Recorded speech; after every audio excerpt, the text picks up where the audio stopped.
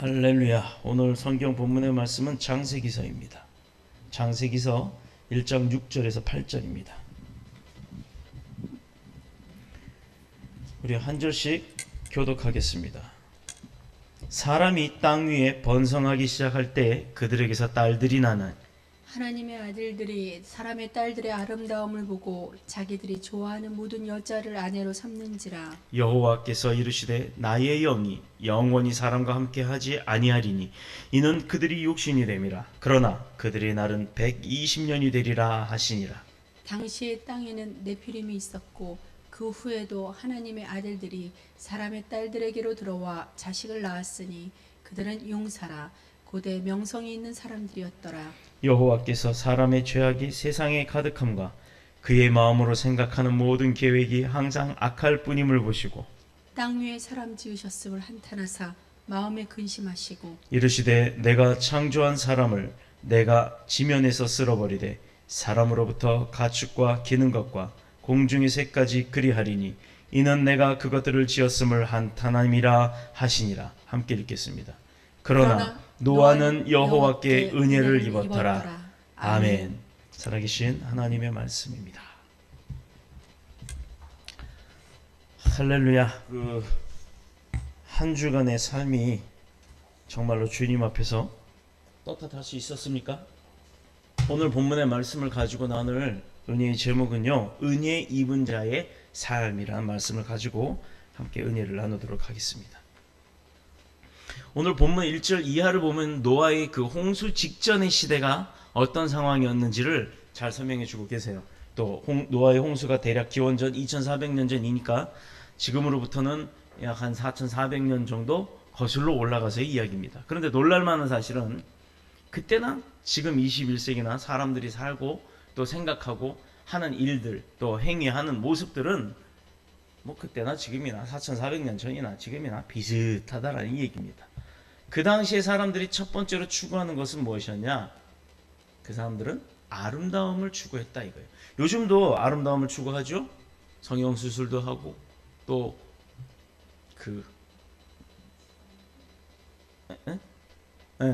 나처럼 배 나온 사람들 배 나온 거 싫다고 배에 힘주고 다니다가 그것도 한계가 오면 여기다가 빨대 꼽아가지고 지방을 뽑아내는 그 지방 흡입술도 합니다.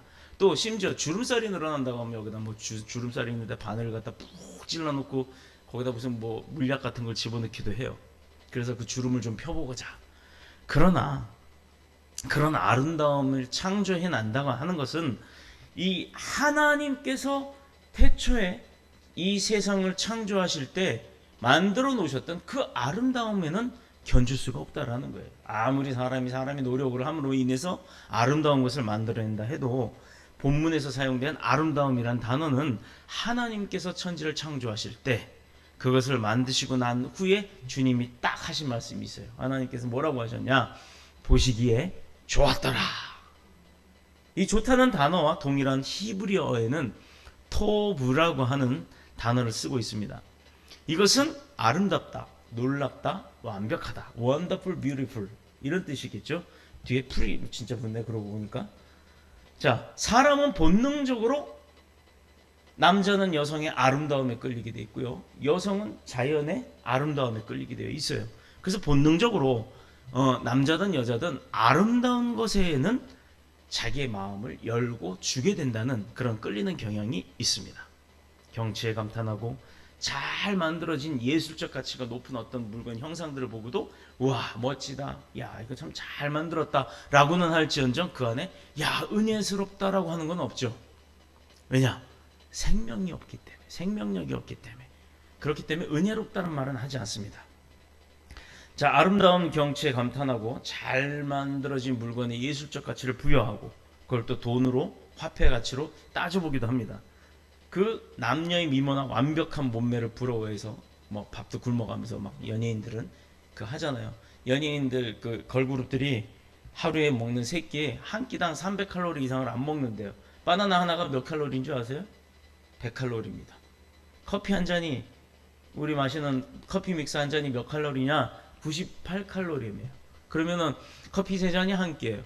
바나나 세 개도 한 끼예요. 그렇게 먹고 춤추고 공연하며 다니며 삽니다. 그러니 살이 안 빠지겠어요?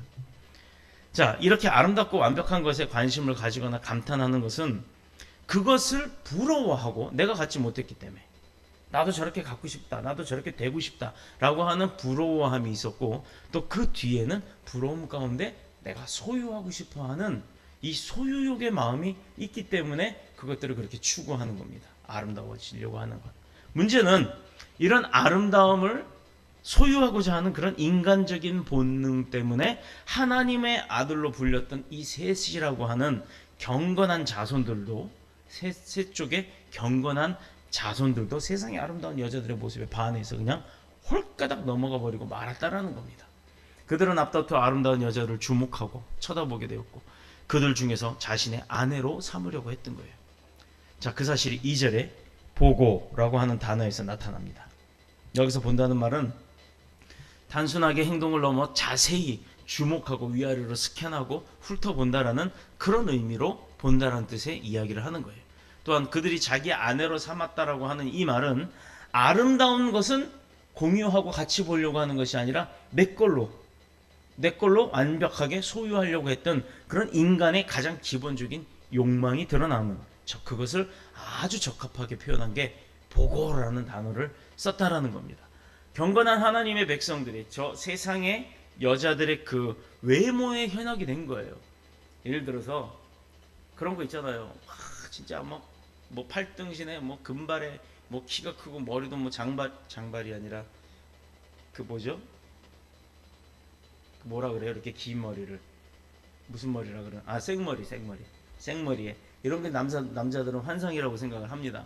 저는 그렇진 않습니다만. 근데 그런 사람이 앞에 딱 있어요. 근데 이 여자가 딱 말을 여는 순간 무식이 막 쏟아져 나와요. 비상식의 이야기들을 하고 교양 하나도 없고 이래도 그 외모만 취한한 사람들은 그것도 아름답다라고 얘기를 한다고 합니다.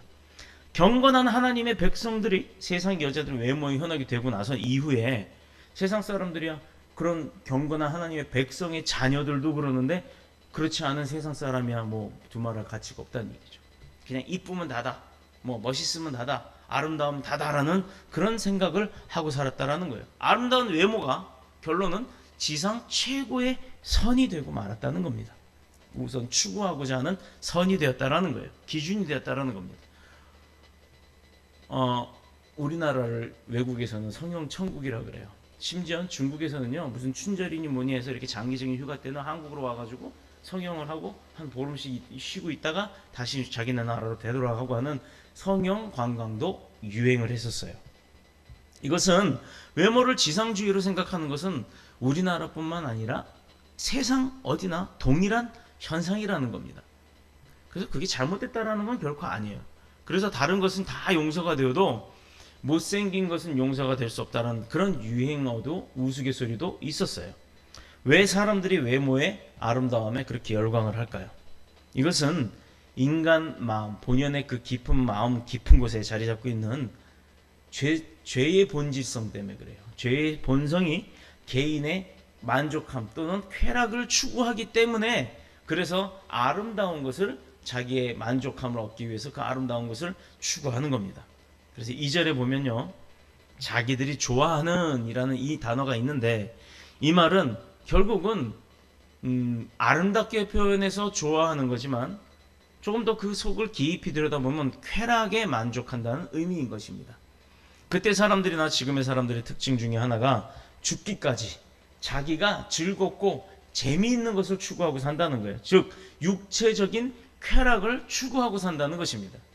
그런데 하나님은 이러한 하나님의 아들들이라고 불렸던 셋 자손의 행동들을 보시고 무엇이라고 말씀을 하셨는가? 그것들을 멸망시키고 인간의 수명도 120년 이하로 줄여버리겠다라는 거예요. 영원의 삶, 막 1000년씩 살았던 그 삶을 다 없애버리겠다는, 그 축복의 모든 권한들을 다 깎아버리겠다고 얘기를 하시는 거예요. 얼마나 화가 나셨습니까? 보시기에 좋았더라 해는 그 아름다움을 깨트려버리겠다고 다시 싹 리셋시키고 포맷을 싹 시키고 나서 다시 에디팅, 뭔가 편집을 해서 다시 건설해 나가겠다라고 하나님께서 작정을 해버리신 거예요. 무엇 때문에? 거룩한 주님의 백성들조차도 세상의 아름다움에 빠져버리는 쾌락을 추구하고 말았기 때문입니다. 무엇이 문제고 무엇이 잘못된 겁니까? 아름다움이란 외적인 것과 또 내적인 것으로 나눌 수가 있죠. 보이는 것과 보이지 않는 것. 외적인 것은 인체의 오감으로 시각, 청각, 후각, 미각, 촉각 확인할 수 있는 그런 아름다운 것들을 말하는 것인데, 내적인 것은 그 사람 심령 가운데 가슴으로 느끼는 보여지지 않는 무형의 아름다움을 이야기하는 겁니다. 부드럽고 따뜻한 마음 또는 상대방에게 신뢰함을 주든가, 또 지성적이고 교양적이고 누군가가 막 공격을 해왔어도 그걸 맞대응으로 같이 막 욕을 하면서 주먹질하면서 싸우는 것이 아니라 그를 오히려 위로하고 그의 마음을 이해하려고 노력하는 더 큰 자로서의 그 선행을 베푸는, 이해하는, 축복을 베푸는 그런 사람의 모습. 여자라면 애교가 있는 것도 내적인 미라고 볼 수가 있겠죠. 이런 것들은 눈으로 확인이 되지 않는 내적의 아름다움이라는 것입니다. 만남과 대화를 통해 어떤 일을 함께함에 있어서도 그 느낄 수 있는 사람들이 있죠. 누구는 뭐 하면 자기 뜻하고 다르면 막 아니라고 투덜대고 싸우기만 합니다. 그런데 누구는 들어보고 그것이 합당하다면 자기 의견을 접더라도 그 일에 적극적으로 동참을 하는 그런 사람들도 있어요. 문제는 이런 내적인 아름다움은 간 곳이 없고 오로지 눈으로 보고 만족하는 그런 것에만 인생이 전부로 생각하고 그쪽만 추구하고 따라가는 사람들이 있다라는 거예요. 아담과 하와가 먹어서는 안 될 선악과를 먹음으로 인해 본즉 먹음직도 하였고 또 보암직도 하였고 지혜로워질 것 같은 그런 탐스럽기도 하였다라고 하는 창세기 3장 6절의 말씀이 있었어요. 이렇기 때문에 사람이 보았을 때 보이기에 아름답고 먹어봤을 때 맛있을 것 같고 또 그걸 먹고 나면 굉장히 사탄의 유혹처럼 지혜가 생겨날 것 같고 하니까 그냥 덜컥 따서 먹어버렸다라는 거예요. 이것은 인간의 그 내적 타락과 내적 타락 속에 숨어있는 자기 만족의 쾌락을 추구하는 소유욕 때문에 그랬다는 거예요. 작은 욕심이 그렇게 큰 죄를 저지르게 만들었다라는 겁니다. 내가 돈이 없어요. 배는 고파요. 그런데 배가 고프면 물 떠먹고 또 아니면 일을 해서 돈을 벌어서 그걸로 사 먹든가 그렇게 하면 되는데, 당장 배고픈데 일어나기 싫고 배는 고프니까 채워야겠고 지나가다가 빵 장사가 빵을 이만큼 쌓아놓고 저쪽에서 뭐 계산하고 있어요. 슬쩍 지나가서 빵을 싹 훔쳐가고 갑니다. 옷 속에 싹 집어넣어서. 그러면 자기의 육신의 만족은 채울 수 있겠지만 그 사람은 피해를 보잖아요. 우리 그런 거 많아요. 운전하고 가다 보면 당연하다는 듯이 이렇게 길거리에다가 그 길 막아놓고 이삿짐 나른답시고 길 막아놓고 돌아가라고 이렇게 당당하게 얘기하는 사람들이 많죠.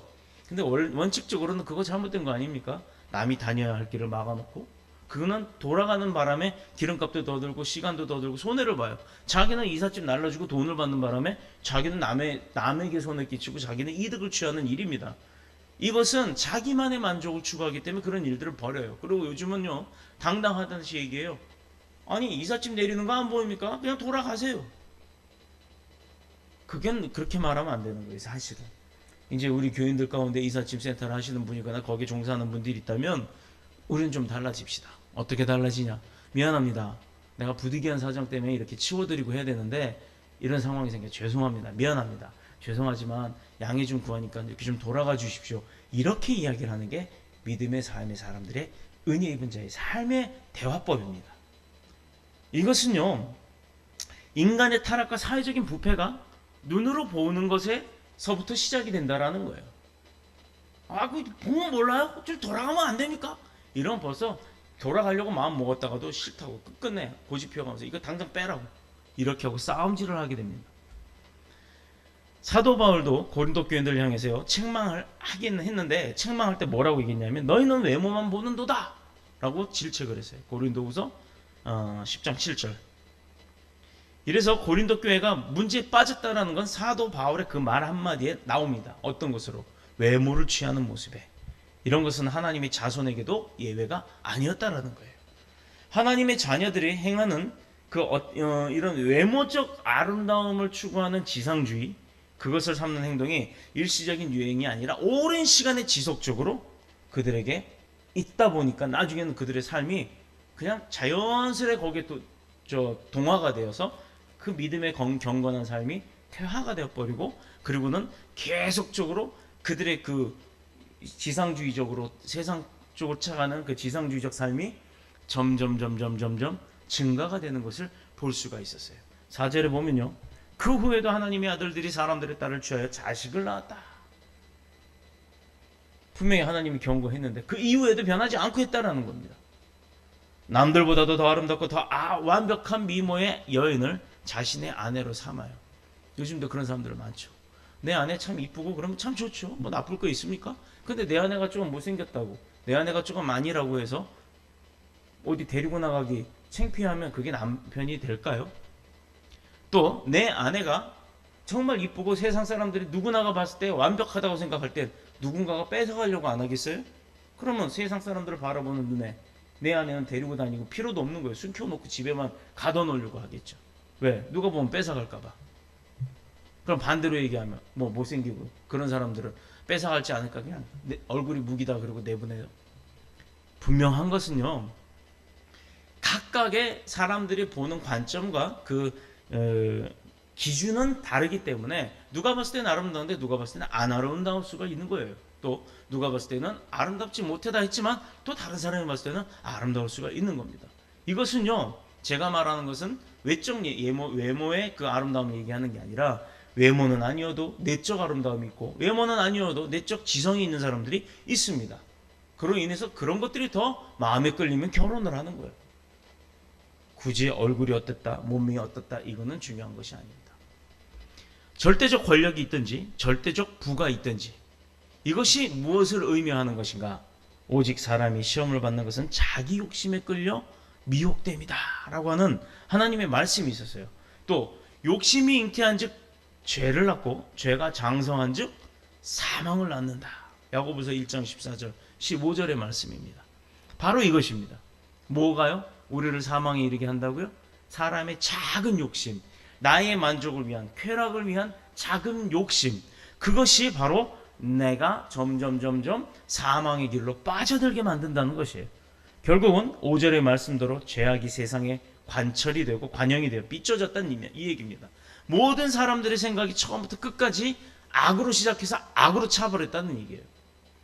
그 결과 하나님이 처음으로 사람 지으신 것을 뭐 했다? 후회하셨다. 통탄하셨다는 거예요. 땅바닥을 치면서 아이고 내가 저 자식을 왜 낳았을까? 아이고 저런 망나니 같은 자식이 그냥 내가 내 뱃속에서 저놈 내가 어떻게 나왔을까 하고 막 한탄하는 부모님들 있죠. 어떨 때 그래요. 그러나 그 부모는 마음이 아픈 거예요. 마음이 아프면서도 그 속상함을 그렇게 표현을 합니다. 그러니 사람의 마음도 그런데 하나님이 하물며 하나님처럼 인자하시고 긍휼하시고 자비하심이 측정할 수 없을 만큼 대단하신 분이 한탄을 하셨다는 얘기는 얼마만큼 속이 상하셨다는 얘기겠어요. 반대로 그 속상하심 뒤에는요, 그만큼의 사랑함이 또 있었다라는 얘기입니다. 여기서 하나님이 한탄하신다는 말은 죄악으로 가득 찬 그 인간들의 삶, 특히 거룩한 주의 백성들의 삶, 그 삶을 보시고 슬퍼하였다, 불쌍히 여겼다라고 하는 그런 의미가 숨어 있는 것입니다. 지금 우리의 심각한 문제는요, 자녀들을 기도와 말씀으로 키우지 않는다는 겁니다. 장성하면 불신앙자들과의 결혼도 그냥 돈만 많고 직장만 안정스럽다 그러면 그냥 보내는 거예요. 겉으로 나타나는 문제는요, 결혼의 대상이 그리스도인이 없다라는 것입니다. 어떤 선교사들은 자녀들을 불신앙자와 결혼하는 것을 자랑으로 여기는 사람도 있어요.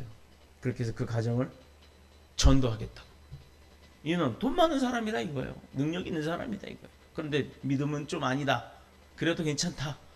내 아들이 내 딸이 잘 살면 괜찮으니까 그러다가 잘하면서 변화시키면 되지. 아니요, 변화가 되더라 이 말입니다. 변화를 시켜야 할 사람이 변화가 됩니다. 예배도 안 나가기 시작하고 맨날 주일만 되면 산으로 들로 바다로 해외로, 남들은 사순절 하놓고 예수님의 그 십자가 고난을 생각할 때 봄꽃놀이 가지 못해서 안달이 나고, 고무신도 짝이 있고 젓가락도 짝이 있어야 그 기능을 발휘합니다. 가위도 양날이 있어야 가위질이 되는 거예요. 왜 그런데 하나님의 자녀에게 짝이 없겠습니까? 짝이 없는 것이 아니라 문제는 자기 자신 가운데 그 마음에 나를 사망으로 이끌어가는 그 욕심이 숨어 있기 때문에, 우리의 욕심이 예수 믿지 않는 사람도 아름다우면, 돈 많으면, 능력 있으면 괜찮다. 그것을 결혼이라는 수단을 통해서 자기의 소유로 삼으려고 하는 그 욕심이 있기 때문입니다. 이런 욕심이 우리와 우리의 자녀를 알게 모르게 하나님과의 거리를 멀게 하고 나중에는 멀어지다 못해 등지게 하고 등지다 못해 불신하게 만드는 줄로 믿습니다. 아버지 하나님 앞에는요, 한 번 등 돌리면 되돌아오기가 힘들어요. 한 번 등 돌린 자 주님은 절대 포기하지 않습니다. 언젠간 되돌아옵니다. 그런데 되돌아오기까지 등 돌린 사람의 그 삶은요, 얼마나 고통스럽고 힘든 삶을 지내야 되는지 그건 겪어봐야 한다는 거예요.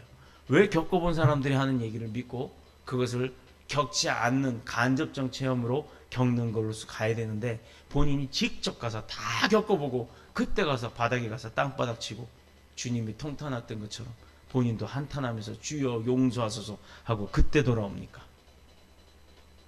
길 잃은 탕자를 기다리는 주님의 그 마음을 사고자 하는 어떤 이벤트입니까? 그렇지 않습니다. 보통 고통스러운 것이 아닙니다. 해서 한 번이라도, 단 한 번이라도 주님을 등지는 삶을 살지 않는 저와 여러분이 되시기를 축복합니다. 노아가 살았던 시대적 환경과 조건은요, 신앙적인 관점에서 봤을 때 정말로 본받을 것이 하나도 없는 최악의 시대였어요. 성경에 나오는 여러 시대가 있지만 그 가운데서도 노아의 시대는 뭐 하나 건질 만한 성경적 지식, 성경적 사건들이 있는 그런 성경적 삶이 하나도 없었어요. 신앙적 삶이 하나도 없었습니다. 세상 돌아가고 있는 모습에 하나님도 실망했고, 또 죄악과 쾌락 가운데 빠져 썩어 문드러진 세상 가운데서도 그 인생을 굽어 살피시는 주님께서는 불쌍히 여기셨다는 거예요. 슬퍼하셨어요. 그럼에도 불구하고 노아의 삶은 어땠습니까? 하나님의 은혜를 입고 그 은혜 안에 힘을 얻어서 살았어요.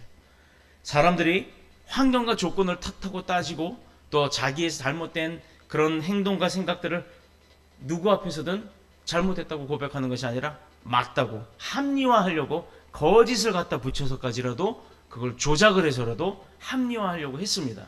그러나 노아는 하나님의 심판을 피할 수 없는 죄악이 이 땅 가운데 완전히 비춰져 있기 때문에 그렇게 죄악이 관영한 세상에 살면서도 세상의 관습이나 유행이나 습관, 이런 가치관들을 전혀 중요시 여기지 않고 마음에 두지 않고 따르지 않았다라는 거예요. 오직 하나님만 섬기고 그분이 베푸시는 은혜에 만족하고 주님의 말씀 가운데서 그 진리를 찾고 길을 찾는 삶을 갖고 있었던 거예요.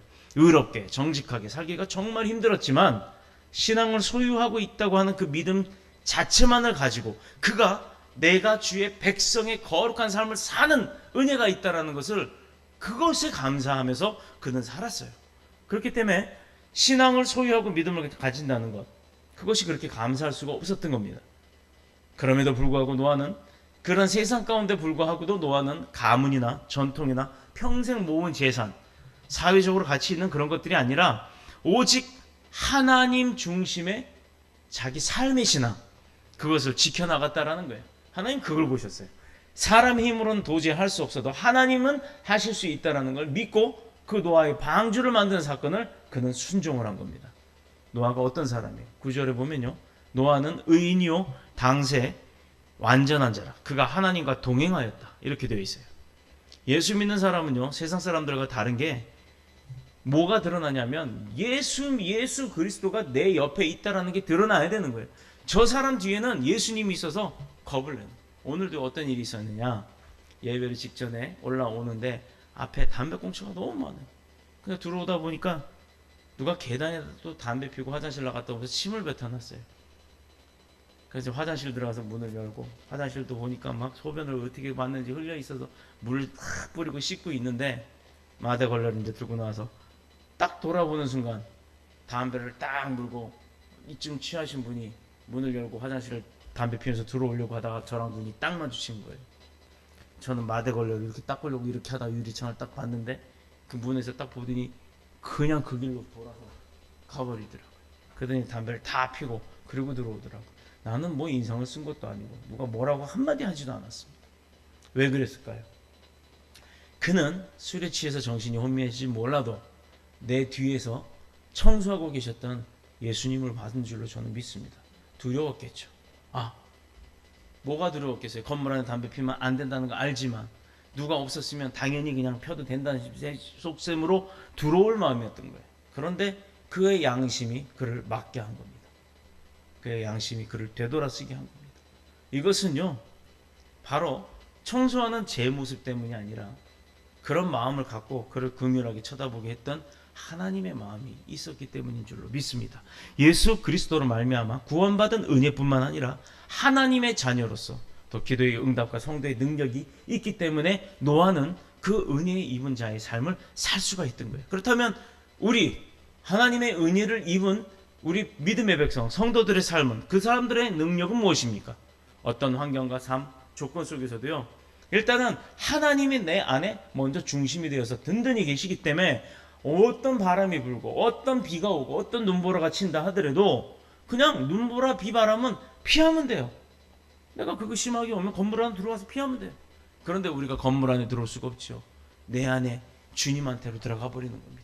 그러면 모든 것은 주님이 다 막아주세요. 왜? 잠잠할지어다 라고 말 한마디에, 말씀 한마디에 그 풍랑이 일던 파도도 바다도 잠잠해졌어요. 주님은 그런 분이십니다. 그런 분이 바로 내 마음의 중심 가운데 있다는 걸 내가 알면, 믿으면, 따르면 내 삶이 예수 그리스도 형상에 안 비춰지겠습니까?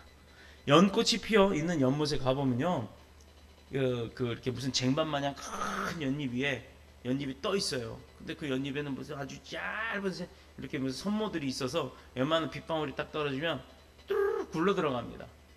물에 절대 깔아앉지 않아요. 얼마나 예뻐요. 거기다 이제 또 불가에서 얘기하는 그 연꽃이 이렇게 막 이쁘게 피죠. 아주 이쁜 연꽃이 피는데, 그 연못에 가보면 그 특징이 뭐냐면, 그 연못의 고인물이 얼마나 더러운 줄 아세요? 말도 못하게 더러운 물이에요. 굉장히 또 혼탁하고 시커멓고, 심지어는 그 안에 뭐 잉어 같은 거 잘 살지도 않아요. 정말 상급수에서 살 수 있는 그런 물고기들 말고 하급수에서 살 수 있는 물고기들만 남고, 심지어 개구리들만 버글버글합니다. 더러운 물속에 있는 고기도 아무도 먹지도 않죠. 그거 누가 오염된 것 같아서 잡아 먹겠어요?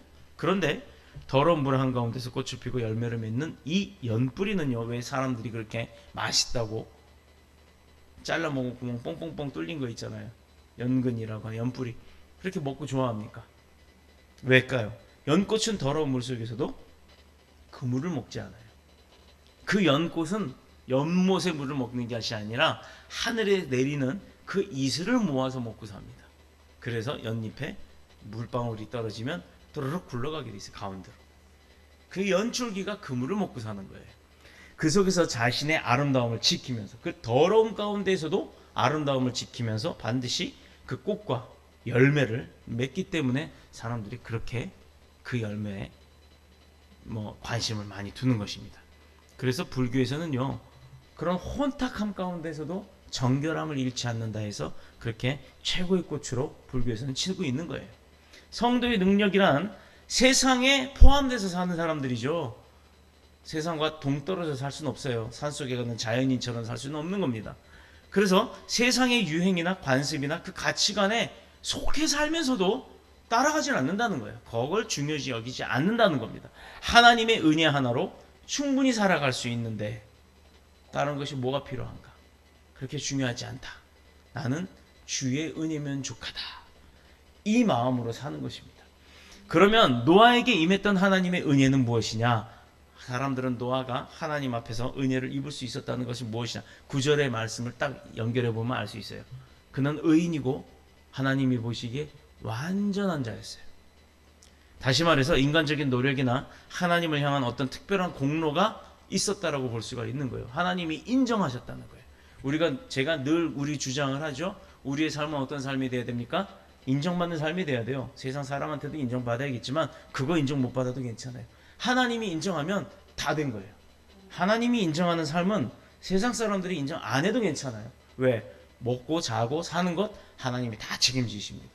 그래서 우리가 하나님으로부터 인정받는 사람이 더 월등히 뛰어난 사람이라는 겁니다. 그런데 8절에 보면 은혜라고 하는 단어가 그렇지 않다는 사실을 말해주고 있어요. 세상 사람들이 봤을 때는 의인이요 완벽한 자였는데 이 8절의 은혜는 그렇지 않다라는 게 드러나는 거예요. 뭐냐? 은혜는 누가 주신다고요? 하나님이 주시는 겁니다. 하나님이 주시는데 완벽한 자에게 주나요? 부족한 자에게 주시는 거예요. 하나님이 주시는 건데 은혜는 다 가진 자에게 주나요? 못 가진 자에게 주시는 거예요. 그렇기 때문에 이 노아는 세상 사람들이 말했던 의인이요 완벽한 자가 아니라는 거예요. 그래서 이 은혜라는 단어가 그는 부족한 사람이었다는 거에 드러나는 겁니다. 성경에서 말하는 하나님의 은혜는 진노를 받아 심판받을 인생에게 오히려 하나님께 선하심과 인자하심, 그것을 베푸는 걸 얘기하는 거예요. 사랑스럽지 못한 사람을 사랑스럽게 보는 것, 그게 은혜인 겁니다. 결코 용서받지 못할 사람이 용서받고 그 위에 플러스 알파 선물까지 축복을 받는 것이 바로 은혜인 겁니다. 그렇다면 우리는 어떤 하나님의 은혜를 받았습니까? 우리를 위해서 예수 그리스도를 보내주시는 은혜를 받은 거예요. 그래서 우리가 죄값 대신 치르셨잖아요. 그래서 우리가 그 죄사함을 얻었잖아요. 영생을 얻었잖아요. 구원함을 받았잖아요. 하나님과의 자녀의 그 관계를 회복했잖아요. 이게 우리가 받을 수 있는 사람이 구자욱 목사님 부르는 찬양 중에 은혜예요, 은혜예요. 이거 은혜예요라는 찬양이죠.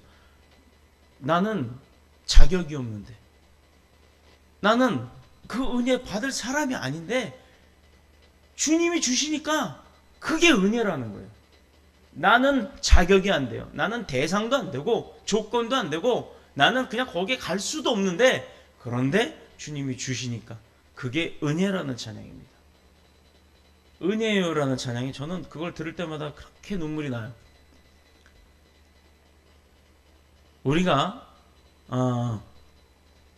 하나님의 우리의 죄를 예수 그리스도를 통해서 사해 주시고 그 허물을 덮어 주셨을 때, 우리를 영원한 자녀로 삼아 주셨을 때 과연 우리는 어디에 있었습니까? 그때 하나님을 알지 못하여 본질상 하나님이 아닌 자들에게 종노릇하였더니, 갈라디아서 4장 8절에 보면 하나님이 우리에게 은혜를 베푸시고 예수 그리스도를 우리 대신에 십자가에 못 박혀 돌아가시게 하고 그랬을 때 우리는요 정작 하나님을 몰랐다는 거예요. 알지도 못했다는 겁니다. 마귀에게 사로잡혀서 우리가 원치 않는 일에 끌려다녔고 소망도 없이 죄 가운데 종노릇하고 있을 때 우리를 만세전부터 이미 계획하시고 죄 가운데서 구원하시려고 작정을 하셨던 하나님의 은혜가 임했던 거예요. 때가 되니 예수 그리스도를 통해서 구원하시고 또 하나님의 카이로스의 때가 되니 우리를 용서하시고 자녀로까지 삼아주신 거예요. 우리 손영원 목사님이 왜 그렇게 대단하다고 사람들이 얘기합니까? 자기의 아들을 죽였던 범죄자, 살인자를 양자 삼으셨어요. 그런 용서함과 희생함, 얼마나 마음 아팠겠어요. 그런데 그를 또 더 은혜를 베풀어서 오갈 데 없는 그를 자신의 아들로 삼았다는 겁니다. 바로 주님의 마음이 바로 그런 모습이었어요. 영적인 만나로 우리를 10년 가운데 만족하게 하고 천국 갈 때까지 복되고 의로운 길로 가게 하며, 또 이것이 우리가 스스로 가는 것이 아니라 우리는 갈 수도 알지도 못하는 그 길을 보지도 못했는데 하나님이 은혜로 우리를 그렇게 이끌어가고 계시다라는 겁니다. 이것이 바로 은혜라는 겁니다.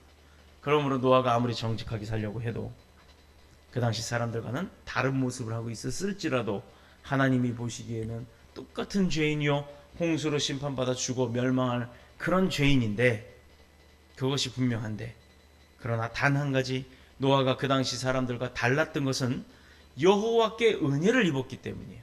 하나님이 그를 선택했기 때문입니다. 여호와께서 노아를 선택했기 때문이에요. 그를 인정하셨기 때문이에요. 노아하고 하나님과의 관계에 있어서 이것 이외에는 아무것도 이야기할 수 있는 것이 없습니다. 하나님의 은혜가 있었기 때문에 노아는 그 시대 사람들과 다른 삶을 살고 살아났죠. 신앙을 지키기 위해 어려웠던 그 시대도 하나님과 동행하는 삶을 살 수가 있었던 거예요. 그거는 그 노아의 노력이 아니라 그 노아를 태초부터 죽을 거였는데 선택하시고 계획하셨던 하나님의 은혜가 있었기 때문에, 그를 불러 세웠기 때문에. 그래서 우리는 이 장면에서 하나님의 부르심이 있으면 노하면 안 되는 거예요. 하나님이 쓰시겠다, 하나님이 보내시겠다, 하나님이 세우겠다, 하나님이 너를 사용하겠다라고 했을 때 잠시만요, 잠깐만요, 이것이 아니라는 거예요. 그것은 잠깐이라는 것은 어떤 조건을 내세우고 나의 기준을 세우기 위한 나의 기준이 먼저 앞서기 때문에 그것은요 축복의 길로 가는 것이 아니라 사망의 길로 가는 겁니다. 세상 가운데서 그러죠. 마음 가운데 감동이 있으면 집 팔아서 헌금하라고, 교회 새로 짓는데 그렇게 안 하면, 그렇게 마음이 왔는데 감동이 왔는데도 그거 안 하면 당신은 대대로 저주받고 산다고, 이렇게 요즘은 하는 교회들이 많아요. 어느 하나님께서, 어느 예수님께서, 어느 성령님께서 그렇게 저주를 하셨습니까? 본질적으로 다시 돌아가서 노아 이외의 세상은 외모의 아름다움에 빠졌고 아름다움의 세상의 가치관을 지배하고 있을 때 노아는 오직 only one 하나님이 베푸시는 그 은혜 가운데 빠져 살았다는 겁니다. 하나님이 베푸시지 않았으면 노아도 똑같이 그 세상 가운데 빠져 살았던 거예요. 그런데 하나님께서 그를 선택했기 때문에, 그 은혜를 베푸셨기 때문에 그가 그 세상으로 관심을 두지 않았다라는 겁니다. 우리가 차선책으로 불신자를 예수 믿기로 하고 자녀를 결혼시키는 경우 종종 봅니다. 근본적으로 성경에 불신자와 결혼을 금지하는 이유가 있습니까? 그 이유가 무엇입니까? 결국은 도덕적 타락 때문이에요. 우상숭배까지 가니까 도덕적 타락, 예수님과의 관계가 소원해짐, 그리고 주님과의 관계 소원해짐에 있어서 예배를 빠지기 시작하고 한 번 빠져, 두 번 빠져, 자꾸 빠져. 그러다가 나중에 예배 가도 안 가도 그 삶은 뭐 별반 차이 없네라고 생각합니다. 그때까지도 하나님이 붙들고 계신 건 생각 못하고, 그러다 어느 스스로 어느 순간 자기가 잡았던 그 하나님의 손을 놔버릴 때, 우리 가끔 그거 있죠? 벼랑에 떨어진 사람 딱 잡았는데 자기 스스로 희생을 한다고, 나머지 사람 살린다고 자기가 손을 놔버리잖아요. 둘 중에 한 사람이 놔버리면 떨어지게 돼 있어요. 우리가 주님의 손 잡은 것 놓지 않는 믿음의 삶이 되기를 축복합니다. 하나님의 진노가 그 위에 항상 머물러 있는 상태가 되면 우리는 그런 곳에서 어떻게 우리 자녀들을 키울 수가 있겠어요? 우리 자녀들을 살게 할 수가 있겠습니까? 이 시대의 사람들도 외모를 보고 선택하지만, 가지고 있는 능력과 소유를 보고도 선택을 하지만, 우리는 하나님을 우리의 겉모습이 아닌 중심에 모시고 사는 사람들입니다. 그래서 하나님도 우리의 겉모습을 보지 않는 겁니다. 하나님도 우리의 겉모습 대신에 우리의 중심을 보시는 겁니다. 그렇다면 우리가 가치관과 신앙을 어디에다 세워야 하겠습니까? 겉모습에? 아니면 중심에? 중심에 세워서 성령님이 와 계시는 우리의 그 중심 가운데, 심령 가운데 세워야 할 줄로 믿습니다. 외모가 아름다운 사람보다 하나님과 동행하는 삶, 그런 신앙을 더 아름답게 봐야 돼요. 가진 소유와 능력을 자랑하기보다는 믿음으로 그 사는 자, 그 은혜 입은 자의 삶, 그것을 귀하게 여겨야 할 줄로 믿습니다. 돈을 더 많이 벌고 더 편히 또 더 아름다워지는 것, 인생에서 중요한 일입니다만, 하나님이 자녀들이 열심으로 그걸 내세울 것은 못 되는 거예요. 교회 안에서 차 새 거 샀다, 집 큰 거 샀다, 이거 자랑하는 분들 창피한 줄 아세요? 그것은요 배려심이 없는 겁니다. 집 없이 사는 사람 앞에서 50평, 70평, 100평 그거 자랑하면 뭐합니까? 한 달에 아파트 관리비가 50만 원씩 나온다고 하는 거 자랑해봐야 뭐가 좋습니까? 가진 자가 못 가진 자를 생각했을 땐 그런 것이 자랑거리가 될 수가 없는 겁니다. 더더욱이 사람들이 사는 삶 가운데서도 그것이 자랑거리가 안 되는 것인데, 어떻게 믿음의 백성인 사람들이 교회 안에서 그것을 자랑 삼을 수 있겠습니까? 우리는 세상을 향해 하나님의 심판과 구원을 선포하며 산에 올라 하나님의 말씀을 따라 방주를 짓고 구원을 준비하던 노아처럼, 하나님께서 우리에게 주신 그 사명과 직분과 능력을 동원하여 이 시대를 구원하는, 복음을 전달하는 최고의 주님으로부터 인정받는 전달자가 되어야 될 줄로 믿습니다. 세상과 타협하지 않고 하나님 중심의 신앙을 지키는 우리에게 영적인 아름다움으로 세상의 모든 아름다움이 우리가 이겨내는, 그런 세상의 아름다움을 우리가 이길 수 있는 저와 여러분이 되시기를 예수님의 이름으로 축복합니다. 축원합니다. 찬양하겠습니다. 주의 집에 영광이 가득해